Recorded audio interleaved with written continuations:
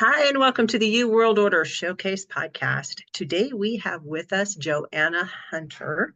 Joanna is a psychic business coach, creator of the largest metaphysical money experiment ever. It's called the $1 Million Experiment. Her mission is to raise the consciousness and vibration of the planet by activating one human at a time. It is such an honor to have you join us today, Joanna. Thank you so much. Thank you for having me. I'm so excited. I feel like we're just on the precipice of a very, very juicy conversation. I know. I've been looking forward to this. It's like before Christmas. It was kind of like, "Oh, it's going to be Christmas in January." I love that. So I know quite a bit about you. Over the last couple of months, I've just been diving deep into all of the different um, things that you have to share. I hate to call them things. They're just like energies they're so yummy, and they just like they shift our reality. So do you want to briefly tell people how you got started and a little bit of your backstory, and then Absolutely. we'll jump into everything else. So I'm one of these people that didn't come into my psychic gifts later on in life. I was literally born with them switched on. And I thought that was totally normal. Like, I thought in childhood it was normal. Like, everybody saw the wispy people. And I thought everybody experienced like the trees and the rivers speaking to them. And everybody experienced feeling energy and feeling things and knowing things that, they didn't really have any context to know other than they just felt it deeply in their body and they knew it. And it wasn't until about the age of 3 or 4 that I was like, oh, I'm the weird one. That's what those looks are about. That's what, why some people seem so scared. Like, it's me. And I thought, oh, why? Because I thought I was the normal one up until that point. And I thought everybody else was a little bit weird. But then, like, the penny, I remember really, it must have been about, this probably like the cusp of 3 and 4, the penny dropping and realizing like, oh, right, okay, other people don't see energy and they don't process the world in the way that I process it. And of course, as a child, the only thing that you really kind of want is to fit in. A lot of children, that's like a big driver for children, is to fit in and to be accepted and to be loved and all of those things. And of course I went down that path as well. So I tried everything to really, really stuff down my spiritual abilities and not be able to like I tried not to use them. I tried to like be as normal, like pretend you're normal. And then I got to about the age of 15 and it was like a champagne bottle that had been shook and shook and shook, and then the cork popped. So as I went through puberty, not only did I go through that stage of my life, but also as well, my psychic gifts went haywire. And I would have like day-long deja vus. I would have just absolute clarity, knowing visions of things that happen in the future, that kind of thing. And that was amongst the normal stuff of like hormones, boys, bitchy girls, all the things, right? Like that you're navigating at that age anyway. Mhm. Um, and by the time I was 23, I was newly married. I had 2 small children and I started my first business. And I realized that I had literally been fighting this part of myself for so long. And I had this love of business. And then I had this love of like spiritual stuff and esoteric things. And I never thought that they would ever like fit together, but I thought I can't keep ignoring the spiritual side. And just randomly, a friend of mine at the time invited me to come to a spiritualist church. And I was hardcore, no, no, thank you. Church is not for me. Um, I'd been booted out of Sunday school at 6 years of age, giving messages to the minister from his dead mother, who was now, in hindsight, looking back, probably telling him off. So that didn't go down well. And I was literally told, my mom was told that I had the devil in me and that not to bring me back. And so, that was kind of hard at 6. And so at 23, had a lot of pressures, young mom, newly married, first business, and this person then invites me along, and I was like, no, no, no. And there's like, it's not like regular church. I thought, okay, well, I'll go once to humor this person and to see it. And I walked in, and instead of having a minister, they had a medium. And I just sat in absolute fascination as spirit people walked up, put their hand on the medium's shoulder, and I started seeing the transfer of energy, and the medium was giving these messages, and I could hear the messages before the medium was even speaking. And I was just like, holy moly, I'm just in a room full of people like me. Like, this is insane. Like, who knew this even existed? I think after that point, I was so activated. I was just like, I can pretend that I don't have this. And then it just comes out at opportune moments, or I can learn what this is and I can learn to control it. So at 23, I began very shortly after going to a couple of the meetings at the church. I joined what they called a development circle, where they teach you to develop. I think I'd only been going to that development circle for about 6 weeks when somebody discovered that I'd read tarot since I was 15 and was like, can you teach us? And I was like, well, like, I'm self-taught. And they were like, yeah, but you're really accurate. So could you teach us? And I was like, sure, I can. And so that's how I became a spiritual teacher. Really, at the age of 23, I started teaching other people things that I knew. And then and it wasn't like I was hardcore teaching all the time. Like, I had my businesses between the ages of 23 and 26. I built 4 6-figure and multiple 6-figure businesses. And then I worked in them all.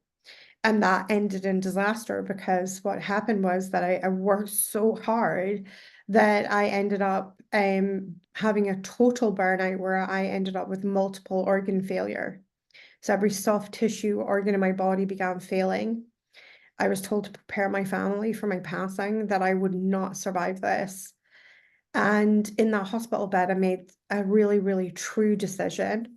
This is not how my story ends. And I turned to the one place that I always turn to in moments of what I call I hope I can say this word on your podcast, but the oh shit moments, Yeah. right? And when those happen, I always used to turn to the spirit world. It was always the source of comfort, the source of grace. I would always speak to my guides. I would always speak to my spirit helpers. And of course, this time it was no different. And I realized that the way that I had been living my life was so out of alignment for me, and that I needed to find a journey back to myself. I called that journey the Get Selfish journey. And when I got to kind of near the end of that journey, although it's a never ending journey, it's a journey that you will be on for life. I wrote my first book, called Get Selfish, The Way Is Through. And it is a journey of back to the self, of learning to get yourself, basically, and learning to heal yourself on every single level. And so after my multiple organ failure, life was never the same. I couldn't work in the way that I'd worked. I sold my shops. I had already sold my partnership for my business, for my shop that I'd had, my shoe shop that I'd had a business partnership with that. So I'd already sold that to the business partner. And then I had already got and closed my cafe that I had, but I had 3 stores, like fashion stores, and I sold those. And I only kept my spiritual events pop-up company, because I felt like, even though I was like really, really ill afterwards, I reckoned I could fake wellness for like 2 to 3 hours for a live event. And I could do all the promotion from the couch using social media, which, like, yay. And so I reckoned, like, once a month, if I did one event a month, like, it would cover our bills and it would be okay. And so, yeah, and so that's what I did. And so from that point onwards, life was really different. And we ended up living on welfare just to get by. So a benefit system, the UK benefit system, or welfare to my American friends. And it was a very humbling experience to see life from that perspective and see life from that angle. I I am ashamed to say that I used to be very kind of like quite judgy about people who didn't apply themselves, having been in that situation where literally I was so unwell that there was no way that I could hold a regular job. Like, what employer was going to say yes to you if you rock up and go, well, I can work this week because I'm having a good week, but next week all bets are off because my chronic illness might flare up, you know? No one's going to be like, oh, this is a good idea for an employee. So, Yeah. you know, so it was hard, and it was such a humbling experience, and I am so utterly grateful for going on that experience, because I think that experience taught me more about money than anything else. When you have none and you are worried about how you're going to pay the rent and keep the roof over your kids' heads, or how you're going to afford to, you know, put food on the table and things like that, it is a very humbling experience. And I learned so much. And during that time, I was also really focused on healing myself and healing my body, because the aftermath of multiple organ failure, she was not pretty. It was a lot, and I had a lot of surgeries and things like that afterwards as well. And so then I got to 2015, and that's when I published my first book, and I made a really, really powerful decision that I was not going to be broke for the rest of my life, and that I was going to step up and be my own rescue. And in stepping up and being my own rescue, and it was a horrifying thought to me, because I had considered myself quite a strong, independent person, despite the circumstances that I was in.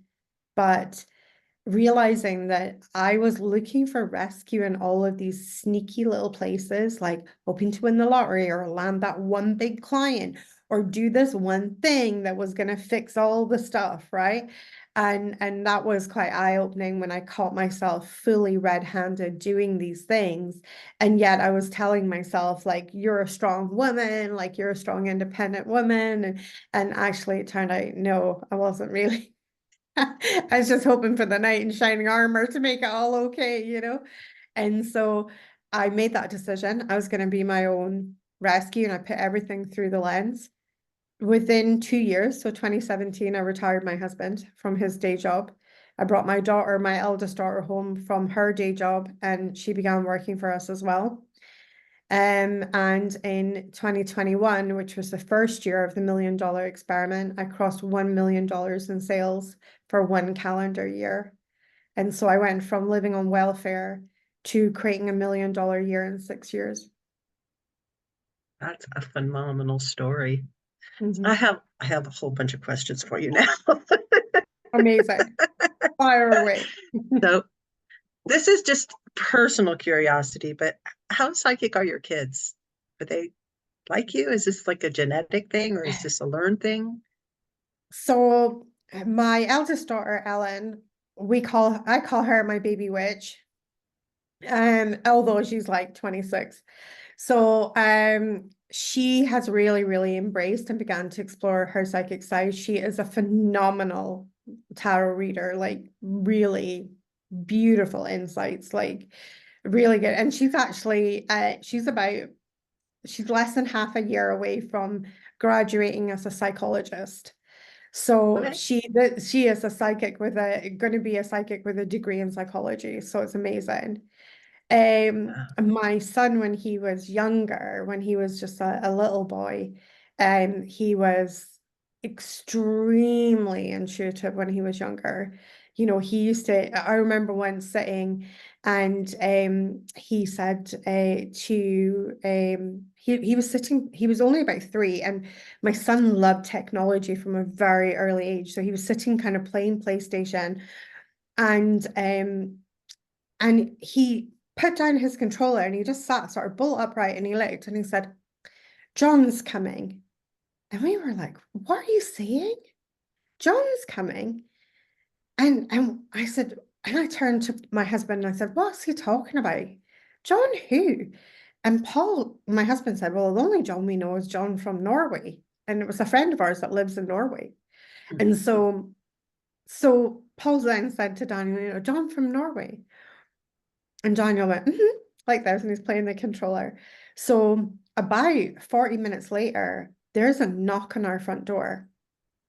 And we had a quite like a really sort of like really skinny kind of like hallway. So like one person kind of fitted in it. So my husband got up and I got up behind him and he opened the front door and he just went, nah. And he shut the front door again. And then he looked at me and he went, and then he opened the door again while he's still looking at me, ignoring the person that's standing at the door, and goes, please tell me that's not John from Norway. And I went, oh my God, John, come in. And my husband was just like, oh my God. And I was like, well, the boy is my son. So yeah. And then my youngest daughter actually has autism. So she is very sensitive to energies. She's very, very I feel that she's very empathic and very sensitive to energies and things like that. So although she doesn't kind of come out with like direct quote unquote psychic things, she will pick up the vibe and the frequency of a room very quickly. And then obviously because of the autism has difficulty sometimes processing. So one of the biggest challenges that we've had with my youngest daughter is really being in school. It's very overwhelming for her. And I think it's just so many energies plus the auditory processing that's happening as well. She hates loud noise. Yeah, that's got to be really difficult to. Mm, yeah, I'm glad that we live in the time that we live in where there's some other options with education. It's not like it was 20 years ago absolutely. where, school was like the only way to go. And Yeah, we schools, I we think, are making. homeschool, but we do know homeschooling. We have really, really, as parents, we have gotten off really easy. So because of where we live, Mhm. in the north of Scotland, our local, like the local authority run an online school, Mhm. um, which that's her school, and so it's amazing. So she has all the teachers that she would have in a regular school, except they do every lesson online, and she doesn't have to leave her home to do it. So it is a godsend. It has been amazing. And it has absolutely transformed our family life because it's so hard when, anybody who's maybe listening to this who's got children with autism and how hard school can be on them. And then you have to make that child go to school every day. You feel like the worst person ever. And It's like that torture. absolutely, absolutely. And that, they're not loving it. And the thing is with my daughter, she loved, like she loved the learning, but the noise was the thing. It was the noise of the classes, the noise of children moving between class and class, and there was I mean, the schools that we've had have always been excellent and really, really good and very caring and stuff like that. Like they would let her out a few minutes before class so that she could walk to her next class without the hustle and bustle. But the moment that bell went, there was the full on noise. And so it was hard. It was really hard for her. I'm so glad that you have this ability to be able to allow her to still learn in a way that she can actually assimilate the information Mm, into her to meet the needs that she has in her life the way that she's going to live it. yeah, absolutely. Absolutely. That's really fascinating. Um, you did mention that you live in Scotland. I was gonna bring that up for our listeners, which is why the whole John from Norway thing was like, what? All the way from Norway? Not like Yeah. down the street showing up. Well, the funny thing is, John is actually Norway. from England, but then he moved from Norway, so he became John from Norway. Uh-huh.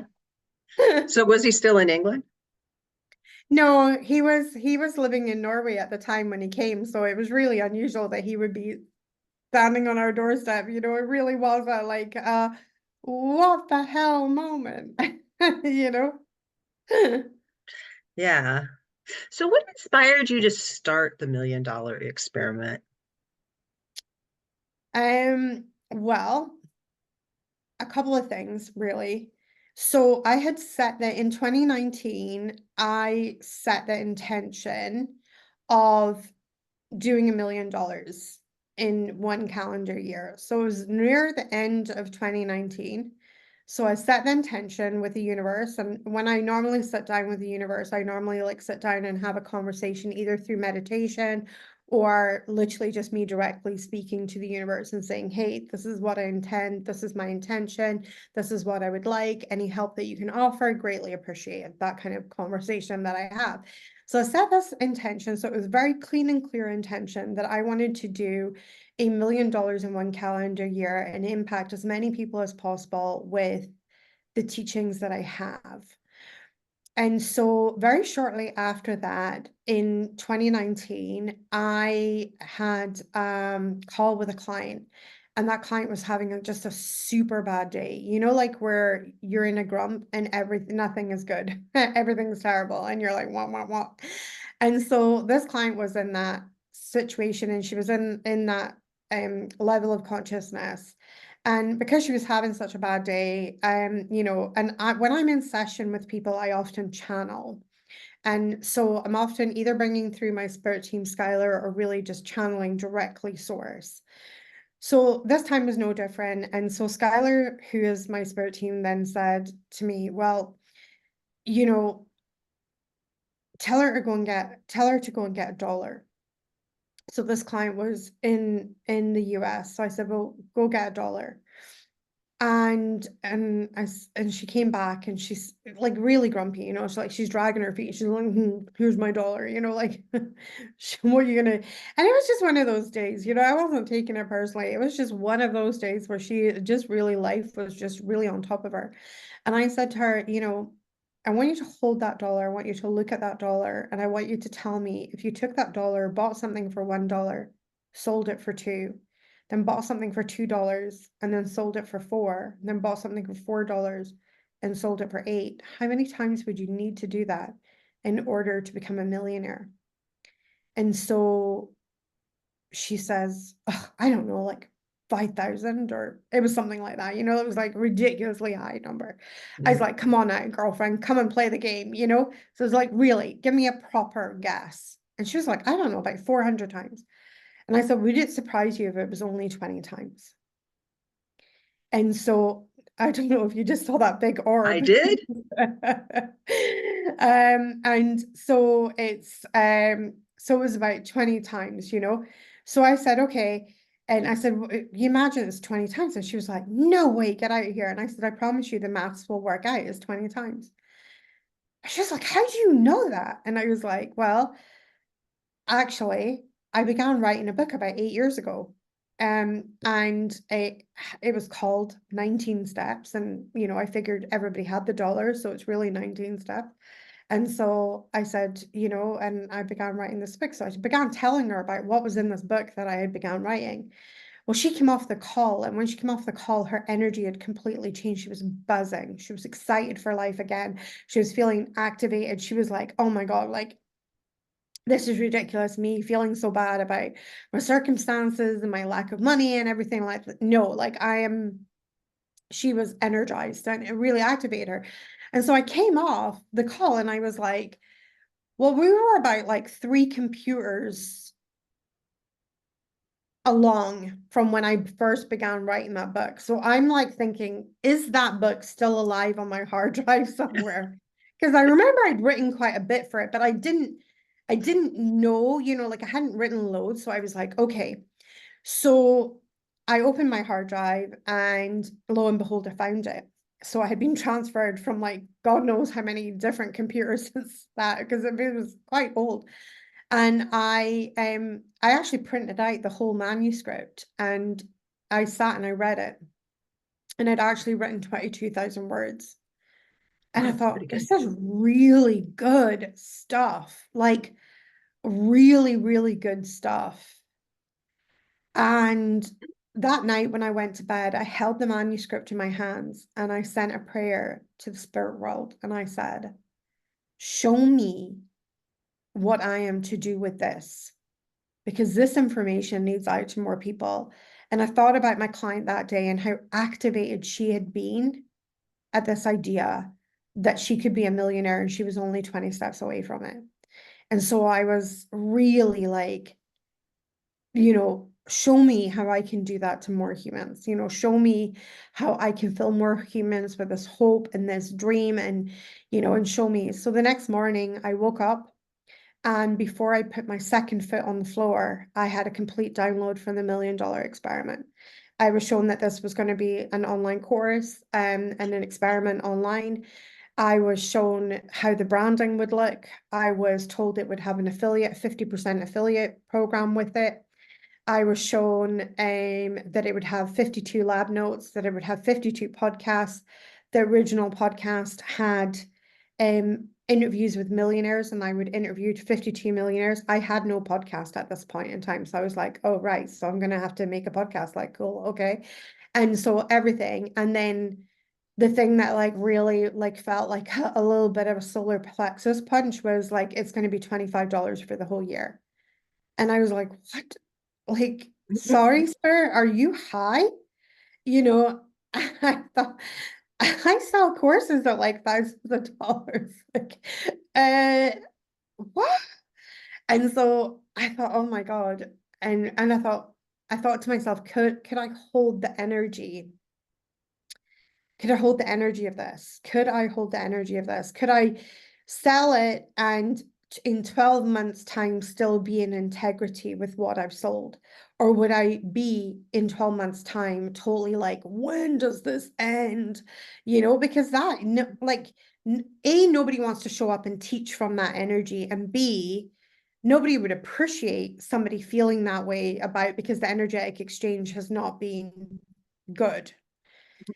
So when I first thought about it, I was like, I don't know if I can be the person can really, really hold the energy. So I started playing with numbers and I was like, well, what if 50 people joined? Like, would that feel good to you? And it felt good in the beginning, but by the time I got to like May, I was like, why is this not finished yet? I was practicing in the energy.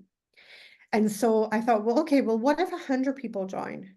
Same thing again. I think I got to about August with that. And then I said, well, what if, and the number I got to was 200. And I thought, I went through every single month. How would I feel? How would I feel? In December, I was still felt really high vibe. It still felt really good. And I was like, yeah. And then I looked at my teeny tiny community at the time, which was, I had 2,500 people on my email list. And I looked at my teeny tiny community and I thought, do I have, do I have 200 people that want to get crazy with me, that want to try this experiment with me just to see if mindset and intuition, along with $1 million plan, can make you a millionaire in just 1 year? Like, is there 200 people that want to come and play with me in the energy to really, really see? And I thought, yeah, I reckon I could like say to 200 people, like, come along and do this.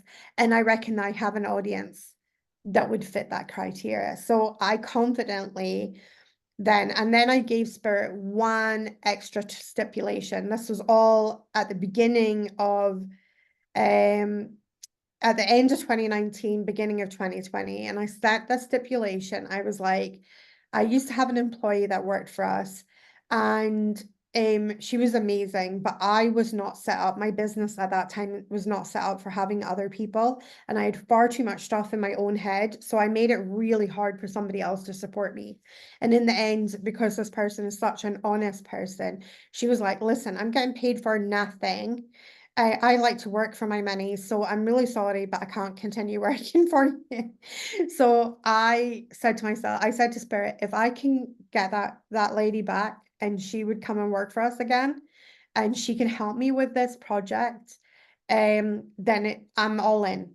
Like, I'm your girl. I'm going to do this for you. I'm going to hold this space for you, Spirit. I am going to, lead this to the absolute best of my ability. And so I phoned that lady up just to wish her, because she's a friend of mine as well. So I phoned her up to wish her Happy New Year. And I said, how's it going? And she's like, well, actually, I'm dreading to go back to work, because she was on her Christmas holidays. And I said, why? And she's like, my boss is like the worst micromanager ever. And the reason I loved this woman and loved having her in my business was because she can think for herself. She just requires People. zero micromanagement, right? And that's my dream. That's my dream employee, somebody who does not require micromanagement.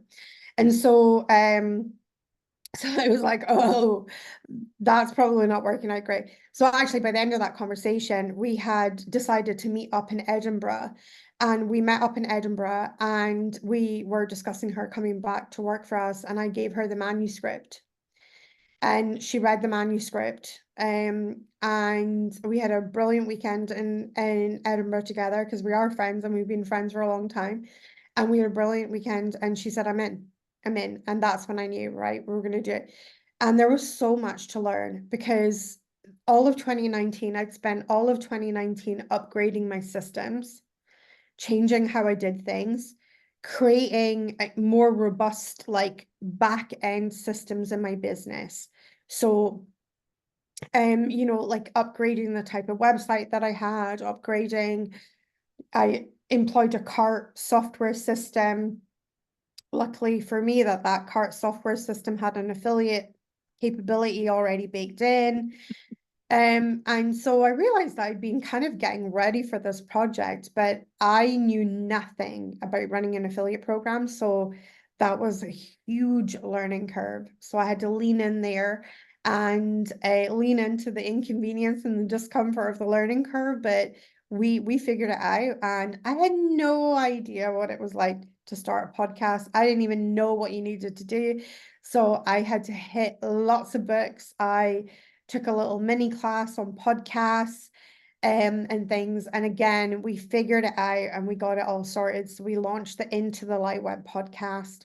And, we figured everything out. And then on August 20th, I did what's known as in the industry as a soft launch.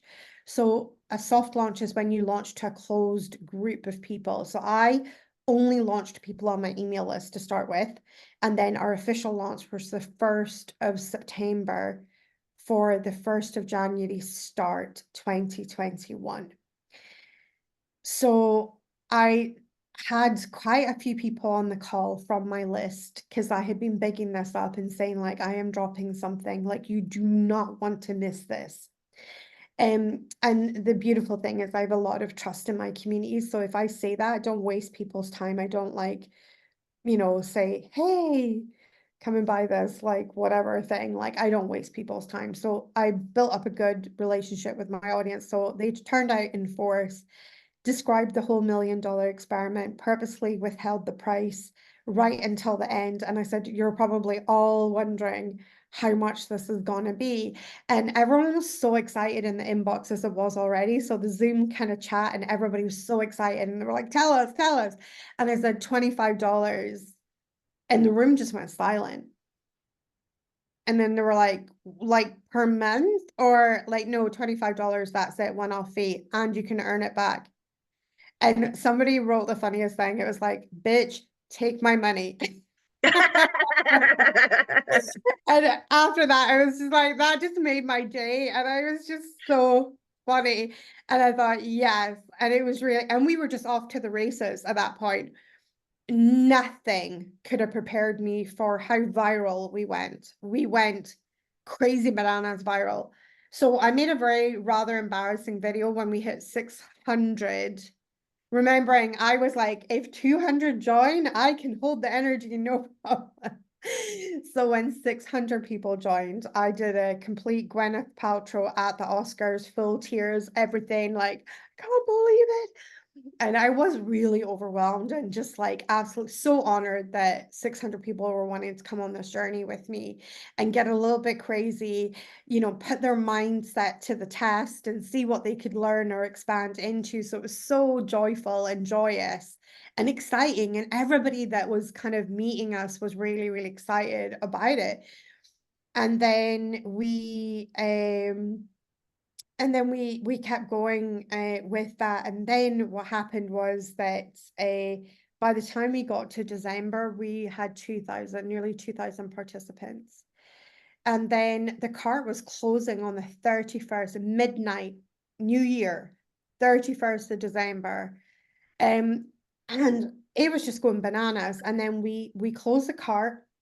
And me and my husband, we're not like huge fans of the new year. Like we'll take the new year in, but both of us don't drink. So we don't party or anything like that. We just kind of have like a little kind of quiet family type get together. So we went to bed that night. And in the morning, we woke up and we had across all our social media platforms and our email and everything, we had over 50 requests. Please, please, please let us in. Please, please, please let us in. And I'm very one of these people that, I see my word as my bond. So if I say I'm going to do something, I like to follow through. I do not engage in that type of marketing like that we go like, haha, no, actually we're still open. Like I just lied that the Yeah, cart the was whole closing. Like in my scarcity world, thing. if I say the cart is closing, she's closing. And so my husband was like, my husband came, it was so cute. My husband came down and he said, Joanna, you're gonna have to have a word with Skylar.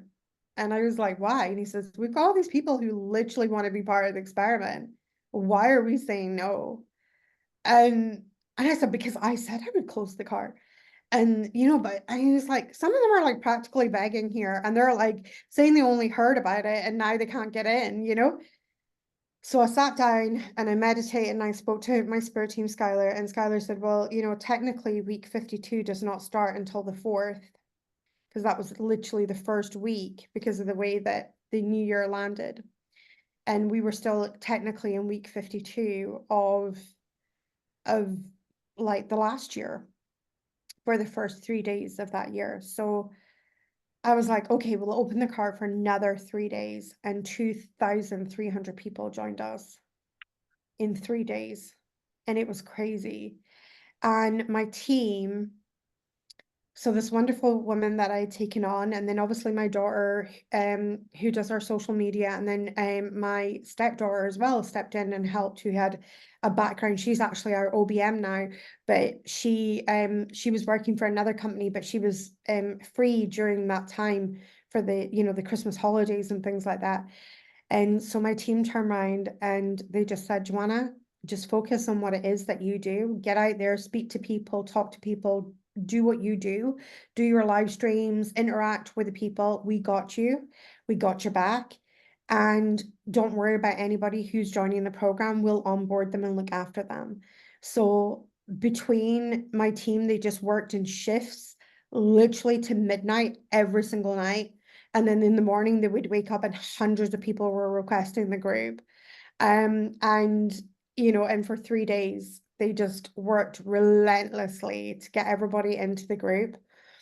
On the 1st of January in 2021, we did the first call. I think a lot of people were holding their breath for the first call, because you've got to remember, because of the affiliate program, we had a lot of human beings who had no idea who this chick, Joanna Hunter, was. So they were like, is this legit? Did I just sign up for a pyramid scheme? Is this a scam? But I've been a spiritual teacher for a long, long time. I know the subjects that I teach inside and out. I teach from lived experience. Not every teacher teaches from lived experience. I teach exclusively from lived experience and what I receive from my spirit team. So it's quite a different way of teaching. And so the first call, I had 1,500 people on the first call. And after that, the internet went bananas. We literally broke the internet. I think people then realized, like, holy moly, this is legit. We had people in our inbox saying like that call alone was worth the $25. In fact, we had that this time as well. People who've already joined, they were like, that first call, that was worth the $25 alone. Your book So, is worth the $25 alone. Like oh, thank just you. that. Thank you. Yes, so there is so much value. I mean, it's jam-packed in there. And, so that went on to become my $1 million year. We did $840,000 cash banked and $1 million in sales because we offer payment plans. Mm. So we did $1 million in sales, and 15 other people, so 16 with me, became a millionaire that year. Then we had loads of people who hit 500,000. We had one person who hit 750,000. And these were only the people who stepped forward and actually shared this with me. So, the question was, can mindset and intuition training, along with a $1 million plan, make you a millionaire in just 1 year? And the answer was a resounding yes. Our first millionaire did it in 8 months in a completely brand new business to her. Her year could have gone, if she had not found the $1 million experiment, her year could have gone drastically differently. She had an eco cleaning business, which meant that she went to people's homes and cleaned their homes. And her colleagues, because she had a company, clean people's home with eco products. Great, until the pandemic hit and you were isolating and you can't go to anybody. So her job was done, like overnight. She couldn't do her contracts unless there was nobody in the building. So she couldn't do her regular contracts. And so she joined the $1 million experiment, and she talks about reading the book cover to cover 4 times in her interview. She just tried to absorb as much knowledge. She wasn't a particularly woo person at all, so this was all kind of brand new to her. She was just like, okay, I'm gonna take a gamble here. I'm just gonna do this. Like, I'm gonna start trying to listen to whatever that intuition thing is, and she really went for it. And it was amazing, because one morning she is sitting listening to the radio. She's driving her car, she's listening to the radio, and this guy pops on the radio and talks about being a self-made millionaire. So she turns the volume up because she's like, oh yes, I'm in the market for that, so her ears prick up, and she's like, oh, okay.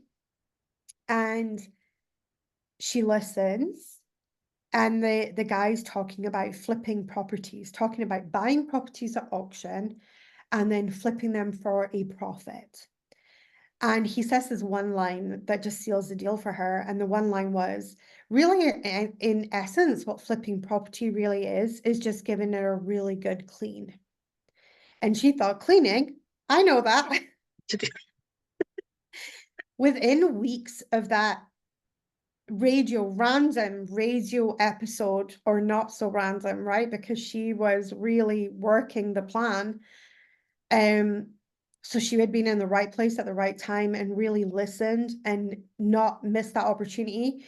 She then went to kind of like look into what this guy was all about, and he had lots of free resources and stuff. And she downloaded his free resources and stuff. And she went to her bank and secured a mortgage, and she took a huge risk. And, this is not something that we, say in the experiment, you must take a huge risk, but she was willing to do that.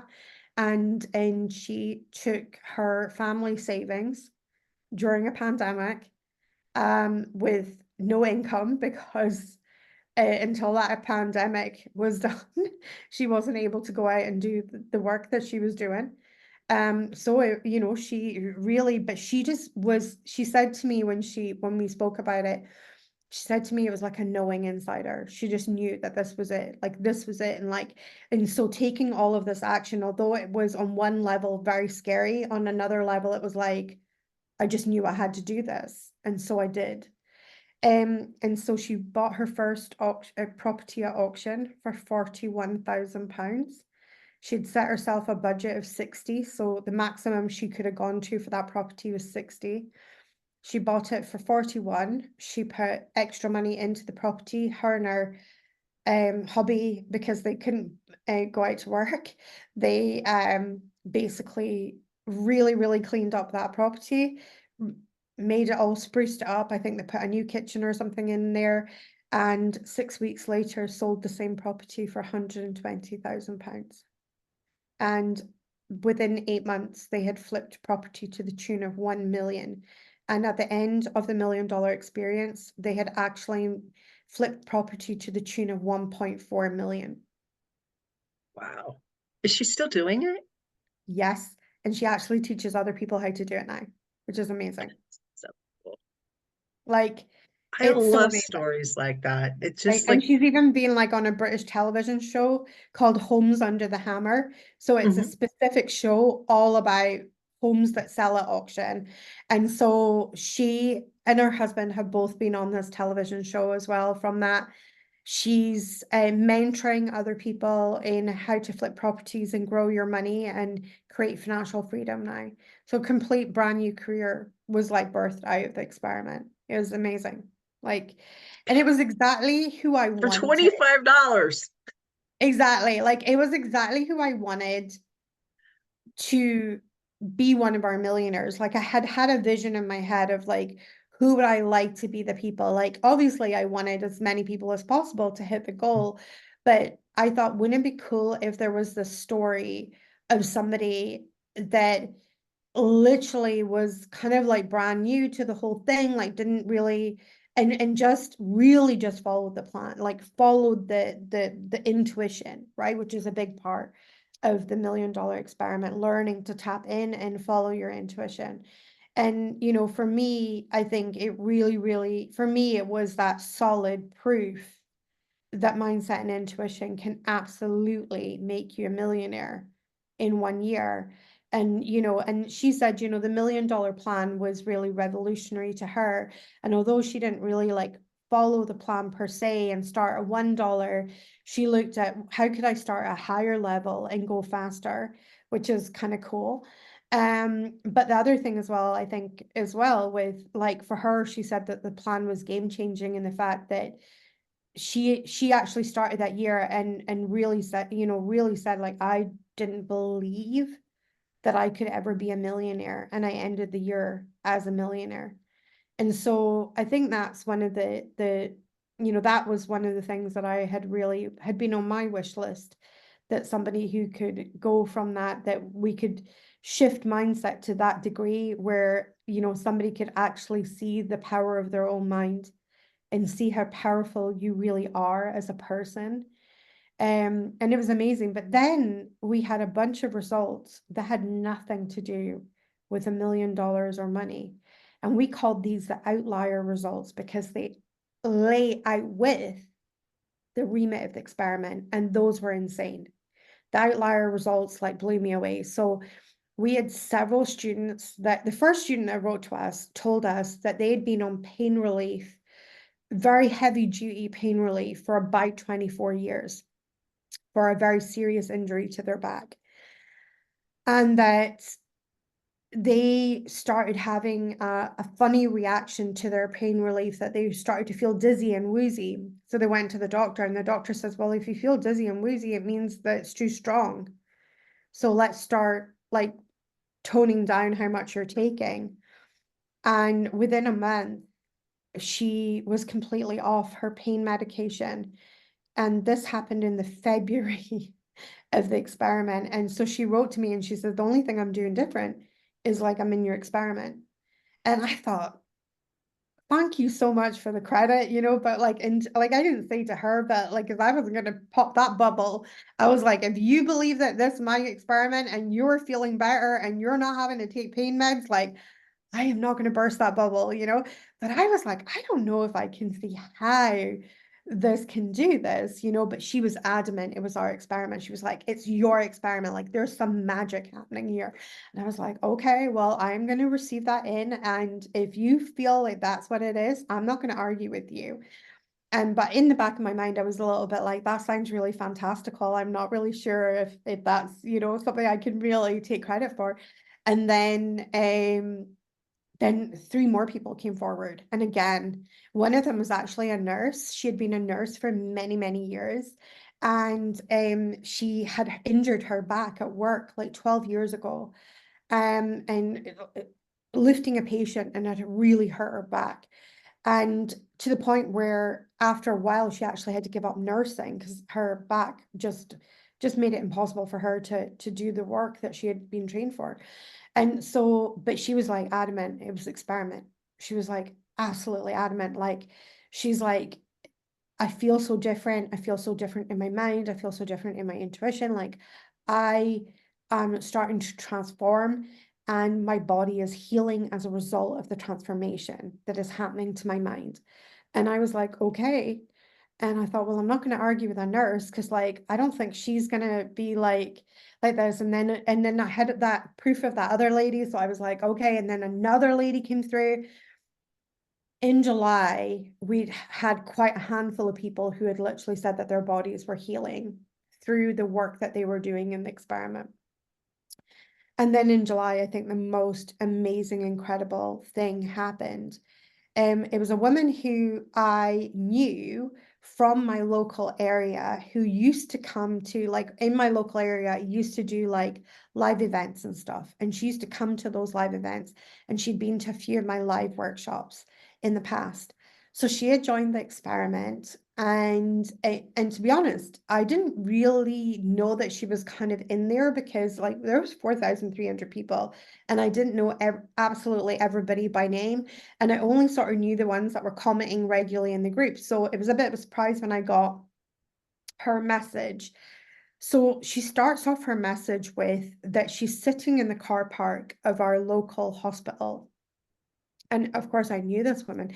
So my heart kind of leaps to my throat and thinks, God, I hope she's okay. Like, I hope everything's okay with her, you know? And she said, I'm in utter shock. I'm in your $1 million experiment. I decided not to apply the experiment to money. I decided to apply what you were teaching us to my health. And I've been so inspired by you and how you've healed your body from multiple organ failure and chronic illness. So I just decided that I was just going to experiment with putting the experiment on my health instead. And so she says, I've literally done everything that you said, except with a focus of money, I made the focus health. And she said, I've just been removed off the organ transplant list. I no longer require a liver transplant. I've completely and utterly healed my body to the point where the consultant says, I do not require any medication. I do not require a liver transplant. And my consultant cannot believe it himself. And she just said, I want to say thank you from the bottom of my heart. Like, your work has literally saved my life. And I was so gobsmacked, and I was so blown away.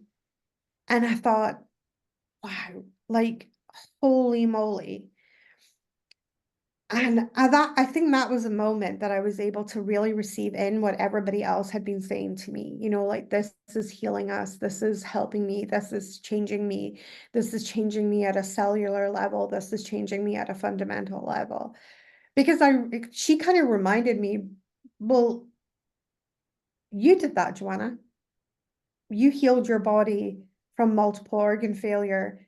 You healed your body from not one, but 2 chronic illnesses and an autoimmune condition.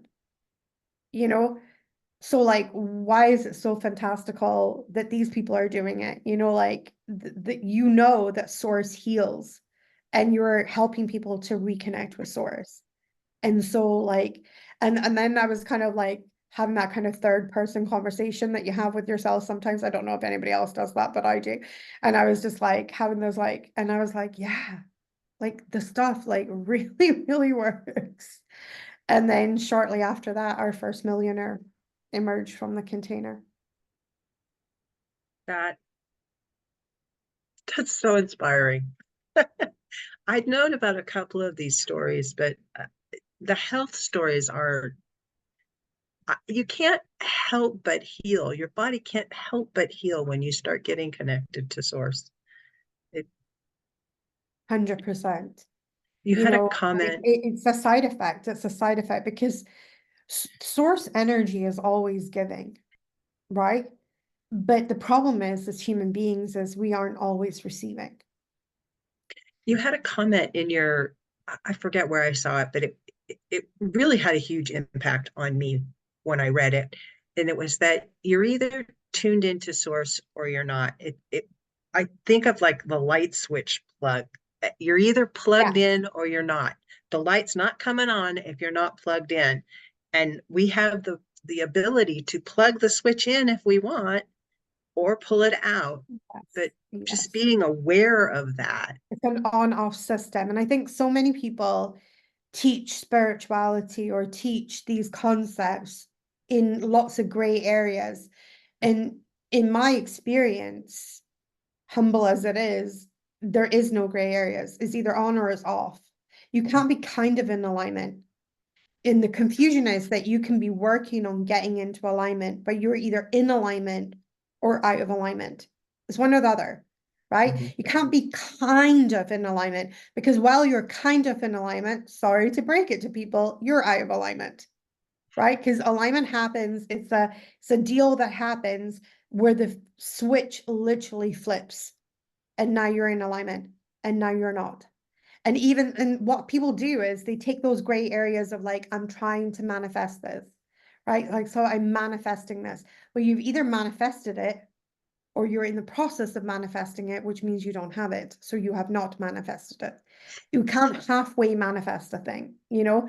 It's this idea, it's an illusionary state of being. And because a lot of people focus on that illusionary state of being, like I've had so many clients over the years say to me, but Joanna, you know, like I'm in alignment. I'm like, girl, if you were in alignment, the thing would be here. You know, sorry to break it to you. Sorry, not sorry, but it is that cut and dry. It is that black and white.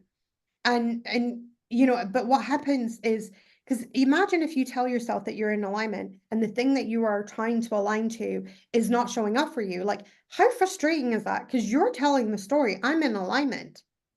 Well, if you're in alignment, you can't move into alignment because you're already there according to you.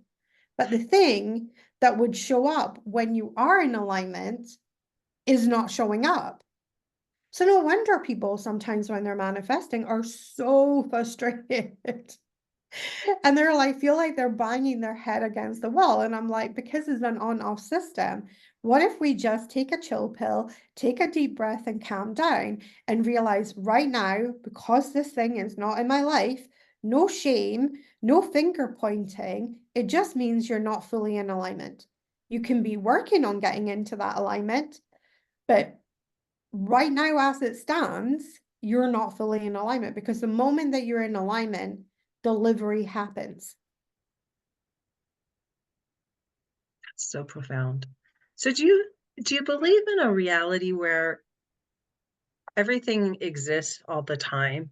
All of the possibilities continually exist, but getting in alignment is a case of moving into that materialization of the reality where that exists. Mm-hmm. So Skylar, my spirit team, teaches that we live inside a multiverse, and that all parallel realities exist, all different realities exist. The best way that Skylar describes it is that there's a reality where you are so stony broke that you are living in a cardboard box under a bridge. And then there's a reality where you are so wealthy that like you are a billionaire. And then every single reality between those two extremes exist in different dimensions, in the multiverse, right? So every single permutation exists. A permutation is a train track. So while I'm currently in this reality, I will go from where I am right now, and my train will keep going straight. And it will end up at a destination point, right? So that's how destination can exist, right? But then when you have destination, it creates a really, really big freaking problem in the human psyche. Well, how does free will work if everything is destined? Well, every reality has its destination, but the free will comes that you are not stuck on the train. You can swap train tracks, aka realigning your energy to a new destination point. And so when we're manifesting, what we're actually doing is we're jumping train tracks into an alignment with a destination point with a favorable result that we desire. And so the train that we're on is going to stop at that station, but the train tracks only go straight. They don't like they don't go through other realities. They go in one reality and one reality only, and you've got to decide, and it's your decision in which reality that you choose to inhabit. So if you know if and your reality is usually based off the stories that you're telling. So if you tell a lot of what we call poor little me, So Poor Little Me is a story. It's an internal story that every single human being has. And it starts like this. Poor little me, and then you fill in your wah story, right? Like how hard done by you are, how awful life is to you in that moment, right? If you tell a lot of Poor Little Me stories, it creates the Poor Little Me train track, and you get on the Poor Little Me train, and then people who are on that train are like, I can't believe this train stopped at Misery Falls. And I can't believe this train stopped at Why Does This Happen to Me station. Well, you're on the Poor Little Me train. Like, it's the only places the Poor Little Me train go. We need to change, use our free will to change the train that you're on. Switch timelines, switch train tracks, enter a new timeline, enter new dimensions so that you can begin to experience better realities. And so all realities exist all the time. And I mean, that's what I did. The most classic example that I have from my own experience was when I first got into the law of attraction. I literally thought it was like the freaking second coming. Like, this was it for me. It was like something was reawakened and awoken in me, and an ancient knowledge that now I realize I have taught this knowledge in lifetimes. But back then, I was like, this was just a revelation to me. Right up until I started telling my family about it, and they were like, you really lost the plot now, And so in the beginning, I began to kind of like, quote unquote, fight my family on it, try and, prove my point to them, verbally prove my point to them, which just made them make fun of me even more, and it's not that my family are horrible people, they're very nice people, but they were like, this is Have their whack. own trains Like, too. you are out there now, like, you wearing a spacesuit, because you are like a space cadet right now. So I thought, and eventually I thought, well, why don't I just use the law of attraction to literally change my reality? And so every time that I would say anything about the law of attraction, and it would be met with, somebody like them making fun of it or whatever, I would just tell myself in my head, I'm like, I'm so lucky, they're so supportive. Right. And they were like full on going, why don't you manifest it? And I would be like, "Oh, I'm so lucky, they're so supportive." And I just like that. And I don't know when it happened, but at some point I changed trains, and now my family are so on board with the law of attraction. My eldest daughter is a master manifester. The things that she's manifested is unreal. Even my son is open to it. My youngest daughter is open to it. My youngest daughter is an unbelievable manifester.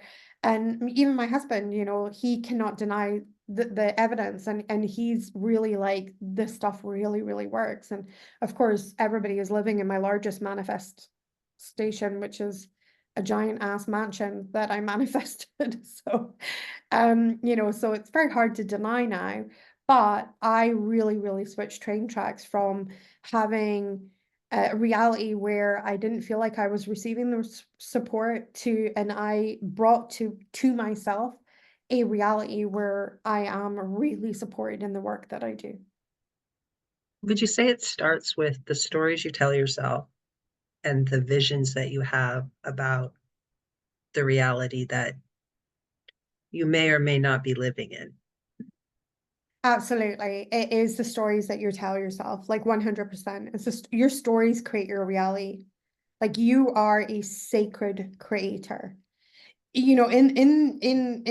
In the Bible, there is a translation, because obviously, like, if we're in an English speaking country, we read, in kind of like, if you've ever read the Bible and things like that, and it's something that you're into, in that, what we are actually seeing is a book that's a little bit like Chinese whispers. right? Because it's been our King James Bible, for instance, had 3 translations before it was translated into English. So English was the 4th translation, right? So like talk about getting lost in translation, right?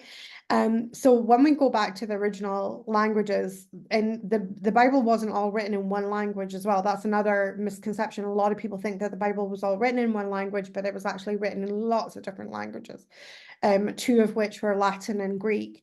And so there was lots of different languages. So one of the things that the Bible says is that, that we are made in the likeness of God, right? But the way that it actually, if there was a more literal translation, it is that we are like him, not that we look like God, but that we are actually like him, which so if you see God, universe, source, whatever you want to call it, as the creator, it literally means that we too are creators and that we are like, and we can do that. The problem is that nobody has taught us how to create. Like, and obviously there's lots of really wonderful people who create amazing things all the time, like artworks and music and all of those things. And that's just one aspect of the creator gene, if you like. But everybody has the creator gene. And so we're creating our realities all the time. The problem is that it never came with a manual. Nobody showed us that we can do that. So through societal conditioning, and because of the way that our brains are orchestrated, we have a negative bias. The negative bias is not necessarily a negative thing. The negative bias is why the human race is still around in 2024, right? Because it's what's kept us alive. Look at that danger there. Oh, that's stressful. Oh, keep away from that. Oh, that's dangerous. That's the negative bias doing its job, keeping us alive. But actually, the negative bias has an impact on when we're creating our reality, because we go, oh my God, what's the worst that can happen? Instead of, oh my goodness, what's the best that can happen? And so we often look to the negative and then we wonder, we're like gobsmacked, surprised, like, oh my God, I have no idea why this showed up in my reality. Could it be it was the only thing that you actually gave any attention to? Just a thought there, you know, and and I can jest about this stuff as well, but I mean, I I realize that I've always been amazing at manifesting. Unfortunately, for the first half of my life, I manifested a lot of stress and a lot of drama. Yeah, Um, we're all really good at that. yeah, and it was all through my stories. And when I began to change my stories, my reality began to change. Your You can stories actually anchor a change reality in. history by Yes. changing your story. And people, no two people experience an experience the same way. Like we'll Yes. both come away from this conversation totally different experiences. We're here together, we're having this conversation, but it's not the same. And if you change the way that you remember something, it causes the other person that was involved or people that were involved in the event to slightly shift the way they remember it too. So you can Mm, make something that was really not that pleasant. You can totally tell yourself a better lie because yeah. they're all lies. Not nothing is true and everything is true. I feel like I always say that there's 3 perspectives when there's like 2 people involved. There's 3 perspectives. There's your perspective, there's my perspective, and somewhere in the middle, there's the truth, the real.